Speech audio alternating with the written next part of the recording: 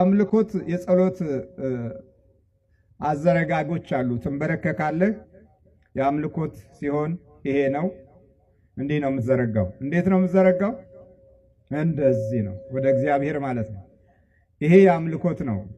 ካህኑ አሃዱ አብ ቅዱስ፣ አሃዱ ወልድ ቅዱስ፣ አሃዱ ውእቱ መንፈስ ቅዱስ ብሎ እዛ የእግዚአብሔርን አንድነትንና ሶስትነትን በሚናገርበት ጊዜ እንዲህ ነው አሊያም እንደዚህ ነው። ይሄ ለአንተ እንገዛለን ነው። ሁለተኛ ሌላ ገዢ የለንም አንተ ነህ ማለት ነው።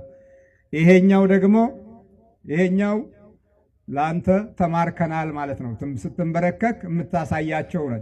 ይሄ ለአንተ ምን ብለናል? ተማርከናል ማለት ነው። ይሄ ደግሞ ካንተ እንቀበላለን ነው። ይሄኛው ወደፊት ነው ወደኋላ ነው? ወደፊት ነው። እንደዚህ ነው። ካንተ እንቀበላለን፣ ካንተ ስጠን ነው። ይሄ ገንዘቡ ሲቸግርህ፣ በረከት ስታጣ፣ ምን ስትል አልባረክ ሲልህ፣ የሰራው የነካው እምቢ ሲልህ፣ ይሄው ካንተ ልቀበል ነው። አንተ ይሻላል፣ የአንተ ስጠኝ። ነጩም ይሰጠኛ ተመልሶ ይሄዳል፣ ግን አንተ እጄ የሚገባውን አንተ ባርከው ትላለህ። ከዚህ ደግሞ እንዲህ ታደርግና አስራት ትሰጣለህ። ይሄ እንዲህ ዘርግተሃል አለ፣ እሱ ይሰጥሃል። መንገድ አለው፣ መስጫ መንገድ አለው። ይሰጥሃል። ሲሰጥ አስራት ታወጣለህ። በጎ ትሆናለህ፣ ቅን ትሆናለህ፣ ለሌሎች የምታስብ ትሆናለህ። በጥቂቱ ባለህ ለሌሎች ማሰብ ከጀመርክ ለአንተ በብዙ እግዚአብሔር ያስብልሃል። በብዙ ይሰጣል እኮ አለ። በብዙ ያቅበታል እኮ ደግሞ መስጠት ስፈልግ። አንዱን አረመኔ እኮ ነው ለአንተ አሸክሞ እንዲሄድ የሚያደርገው። ቀላል እኮ ነው ለመስጠት ሲፈልግ። ስለዚህ ይሄኛው ሕሊናዬን ልቦናዬን ማርክ፣ አንተ ግዛ። ይሄኛው አንተን አመልካለሁ፣ ይሄኛው ካንተ እቀበላለሁ። ከዚህ በኋላ ከፍታህ ይጨምራል። እግዚአብሔር ያለውን ፍቅሩንና ጸጋውን ያበዛልሃል። ልብህንና አእምሮህን ሕሊናህን ይባርክልሃል። በጉልበትህ ስትንበረከክበት ደግሞ በጉልበትህ ውስጥ የሚገቡ እንደፈለጉ የሚወስዱህ እንደፈለጉ የሚነዱህ ያቆማሉ። መጸለይ በአንደበትህ ስትጀምር እንደፈለገ የሚያጠጣህ እንደፈለገ የሚያቃዥህ ይቆማል። ለምን? በአፍ ጸለይክበታ። ከዛ የጸለይክበትን አፍ ይህንን ድራፍቱን ቢራውን ግባ ብትለው አይገባም። እውነቴን ነው። የሚበቃህም ብቻ ትጠጣለህ። አቁም ይልሃል። እዚች የሆነ ቦታ ላይ ማቆሚያ ያበጅልሃል። ያመሰገናችሁበትን አንደበት ክፉ ኃይል እንደፈለገው አያበላሸውም። ሌላው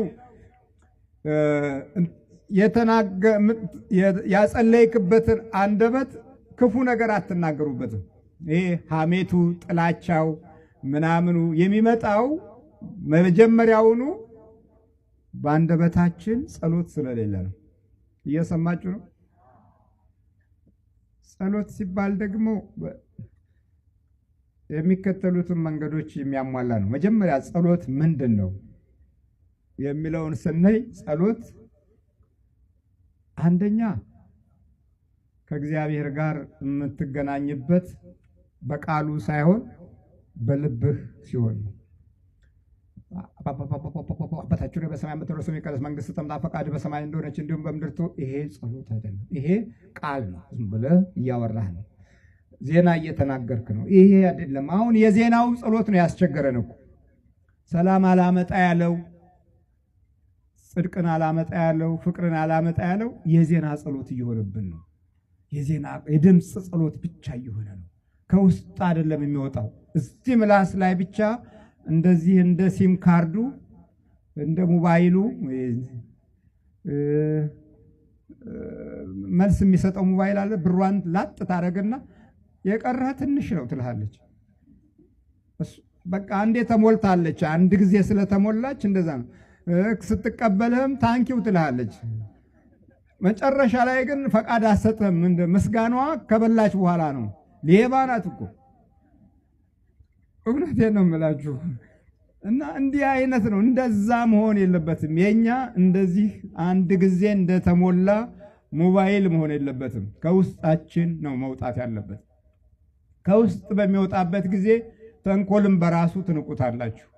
ቆሻሻ ነው ትላላችሁ። ግፍን ትነቁታላችሁ። መጥፎ ጠባይን ትንቁታላችሁ።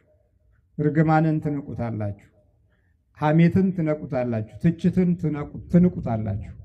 ከዛ በኋላ የእግዚአብሔር ከፍታ ከናንተ ኋላ ይመጣል፣ ከፊትም ይቀድማል። በዚህ ጊዜ በየትኛውም ቦታ ብትሄዱ የእግዚአብሔር ክብር የሚታይባችሁ ይሆናል። አሕዛቡ ራሱ ከናንተ ይማራል እንጂ እናንተ ከአሕዛብ አትማሩ። አሁን ከአሕዛብ እየተማርን ጉዳችን ፈላ።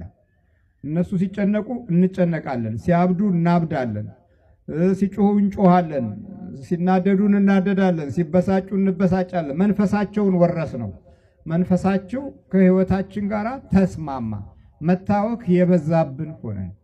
ስለዚህ እንዲህ እንዳይሆን ጸሎት መጀመሪያ ከልቦና ውስጥ አብሮ መውጣት አለበት። ስትጸልየው አብሮት ይወጣል። ቀጥሎ ከአእምሮ ጋር ትስማማለህ። ቀጥሎ ከህሊና ጋር ትስማማለህ። እነዚህ ሶስቱ መስመሮች አንድ በሚሆኑበት ጊዜ እግዚአብሔር ካንተ እልፍኝ ውስጥ ሳይሆን ካንተ ልብ ውስጥ ነው ያለው። ከናንተ ጓዳ ውስጥ ሳይሆን ከናንተ ህሊና ውስጥ ይሆናል፣ በመንፈስ ቅዱስ ማለት ነው። ከዚህ በኋላ ወሬኞች ሲመጡ ወሬ አልወድም ትላለህ። ሐሜት አልወድም፣ ነገር አልወድም፣ አልፈልግም። ሌላ እንጫወት፣ ስለ መንፈሳዊ ጸጋ እንጫወት፣ ስለ እግዚአብሔር ክብር እንጫወት ብለህ ቋንቋ ታስለውጣላችሁ። አለበለዚያ ግን ይሄ በእንትን የቃልና የድምፅ ብቻ በሚሆንበት ጊዜ መናፍስቱ ራሱ ህይወትን አብሮት ይለምደዋል። ልብህን ይለምደዋል፣ አእምሮህን ይለምደዋል፣ ጠባይን ይለምደዋል፣ እንቅስቃሴህን ይለምደዋል። ከዛ በኋላ ወደፊት ስትሄድ እሱ የሆነ ገመድ አበጅቶ ወደ ኋላ ይጎትታል። ወደፊት ስትሮጡ እሱ የሆነ መሰናክል አበጅቶ እንድትደክሙ ያደርጋችኋል፣ እንድትዝሉ ያደርጋችኋል። ለበረከት የምትዘጋጁበትን መንፈስ ከህይወታችሁ ያርቃል። እግዚአብሔር ማስተዋሉን ይስጠን።